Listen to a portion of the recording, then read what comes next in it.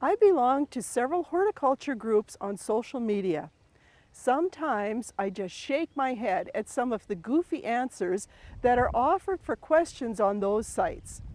With Prairie Yard and Garden, we are so blessed to be in beautiful places and visit with really knowledgeable people that can help educate in a good way. Today we are visiting with Kevin Hollitz, who has a background in horticulture and a beautiful yard and has the correct answers with a show on YouTube. Thanks for letting us come and visit. Oh, you're kidding me. This is great. I'm so glad you guys made the trip. Tell us, what is your background in horticulture? You know, I started with, I was mowing grass at a golf course, my hometown, Carrington, North Dakota. And so I went to NDSU thinking I was going to be a golf course manager. Turf management, park management used to be an option. Well, that kind of spilled out over into my love of woody ornamental plants. And Dale Herman, I have to give credit, had this enjoyment, enthusiasm of woody plants. It was just infectious. So I think I've kind of picked up a little bit on that. So thank you, Dale. You know, he was just a tremendous instructor. So horticulture, that led to getting married, moved to the Twin Cities. I had a landscape maintenance business for about 12 years. And then I moved back to Bismarck and I managed a garden center. And in the mix of all that, I worked on my yard and observing other people's yards where I really learned horticulture, because I was in people's yards weekly, 70 some mowing accounts, so I got to observe if I pruned something one way, what happened? If I sprayed weeds, what happened? And so that's where I really learned and was able to apply everything I learned in college was just practical. So that's what I'm most thankful for. So how long have you lived here? This location, it's our third place in Bismarck. We've been in Bismarck, I think 16 years. We've been here almost 14 years. Yeah, and we started with kind of a blank slate here, where it was mostly just all turf in the backyard. And I really didn't have a plan that I was going to become, I'm going to call myself a plant collector. I started out using landscape principles, you know, the odd numbers. Pretty soon I just wanted one of everything. We also loved to vegetable garden, my wife and I put vegetable gardens on each side of the property. Well, I didn't want to look at what I think it's ugly. Vegetable gardens aren't very showy, they're full of weeds. And so I built ornamental beds on each side. And as I added each bed, I just became more and more obsessed with keep going.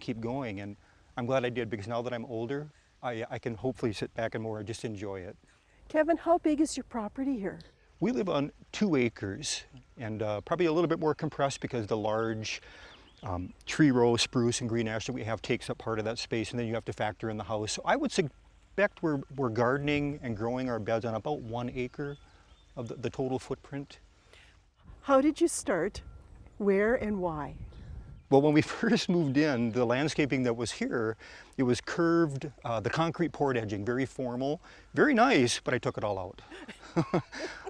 I like informal. We live in getting toward western North Dakota. There's so much stone and natural rock. So I actually took that out and I incorporated into my edging in my beds a lot of rock, a lot of mulch, and a lot of contouring. So that's kind of how I started around the house. And then I just methodically, each year, I would add another bed. So I estimate I've brought in about 150, maybe close to 200 tons of soil and rock. Every summer I would bring in about 2 tandem loads that would dump on the driveway, and I've got a little Kubota tractor, and quite honestly, how the beds came together, I kind of treat my shovel as a paintbrush. I don't always know for sure what I'm going to create. But the shovel just kind of became, as I got started, I would get ideas and then I would just go with it. So some inspiration there, some mystery. I guess that's the best way to put it. What do you do to create a bed? I actually take a garden hose, a really good garden hose that doesn't kink, and I'll lay out my garden hose and I'll view it for sometimes days, even weeks, where I'll sit in a chair, I'll be on my deck, and until I'm comfortable with how that form looks, I won't act on it. So that's pretty much every bed here started with a garden hose laid out. And then how do you contour? I call it fairly simple. What I do, again, I take a dump truck full of soil and I'll move it in with my tractor and I'll just start piling it up. I'll shovel this way, shovel that way. Sometimes I'll plant before, sometimes after. And then I just build the contours with the rock. And oftentimes the rock load you end up with can determine, well, how am I going to build this bed out? And most of it's experimentation, and again, a little mystery that it's art to me in a sense. But the plants, steal the show, and that's what I love the most. Kevin, what do you use for edging on your beds?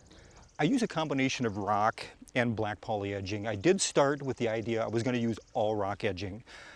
Didn't always have the rock available, was too lazy maybe to get more, so then I did do some of the black poly edging. But the reason I like the rock edging, if a tree starts overgrowing its area or a shrub, I can quick pop that edging out and just create a little bit bigger bed, so that's very nice. I also like the rustic nature of it.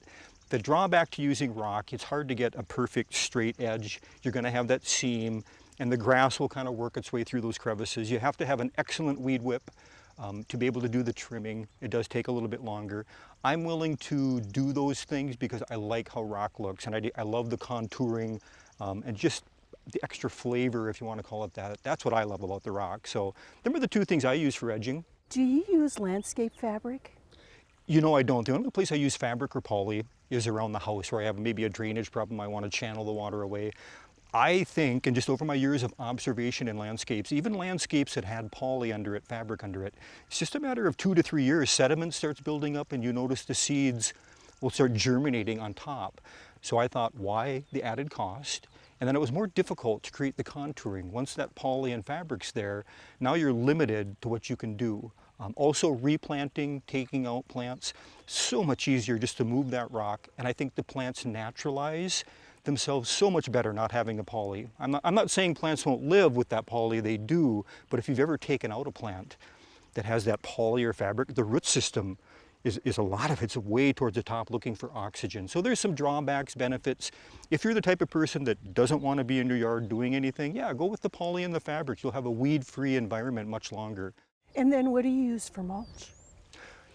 When I used to live in Minnesota, there were more options for mulch. Here, Western red cedar is probably the most common, an affordable price, so that's what I use. I have used cypress mulch as well. One year I brought in pine straw, and that's from down south. I think I got it from Alabama, very expensive, but we used it in our garden. I didn't like the look of it, a completely different feel. I'm not a big fan of the painted mulch, the red-black. We're too windy, they dry up and they move. So the shredded Western red cedar I find to be the best all-around mulch. Kevin, just looking around, how many varieties of trees and shrubs do you have in your yard? Well, you asked me the question before the interview, and so I had always been thinking it was in the thousands. It's not thousands, but varieties of woody shrubs and trees, it's about 300 of varieties, yeah. So of distinct varieties, the herbaceous perennials, right around 250, which that surprised me a little bit. I used to be pretty much all woody trees and shrubs, but now that we're running out of space, that the trees get bigger, we've shifted to planting a lot more of the perennials, so that's been kind of fun too.